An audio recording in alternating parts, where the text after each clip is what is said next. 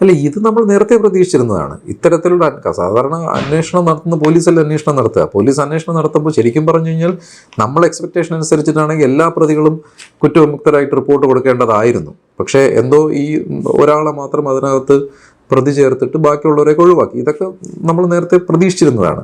ഇതിനകത്ത് പോലീസോ നിയമ സംവിധാനങ്ങളോ അല്ലെങ്കിൽ രാഷ്ട്രീയക്കാരോ അല്ല കോടതി നീതി കൊടുക്കണോ വേണ്ടയോ തീരുമാനിക്കുന്നത്. അതിനിവിടെ കോടതികളുണ്ട്, കോടതികളുടേതായ രീതിയിലുള്ള നിയമ സംവിധാനങ്ങളുണ്ട്. ഒരു തരത്തിൽ പോലീസ് സഹകരിച്ചില്ല എന്നുണ്ടെങ്കിൽ കോടതിക്ക് നമ്മളെ സഹകരിക്കാൻ പറ്റും, കോടതിയുടെ മുമ്പിൽ തെളിവുകൾ ഹാജരാക്കാൻ പറ്റും, കോടതിയുടെ മുമ്പിൽ സാക്ഷികളെ ഹാജരാക്കാൻ പറ്റും. എന്നിട്ട് കോടതിക്ക് തെളിവിൻ്റെ അടിസ്ഥാനത്തിൽ ഇവരെ പ്രതി ചേർക്കണോ വേണ്ടയോ തീരുമാനിക്കാം, ഇവരെ ശിക്ഷിക്കണോ വേണ്ടയോ തീരുമാനിക്കാം.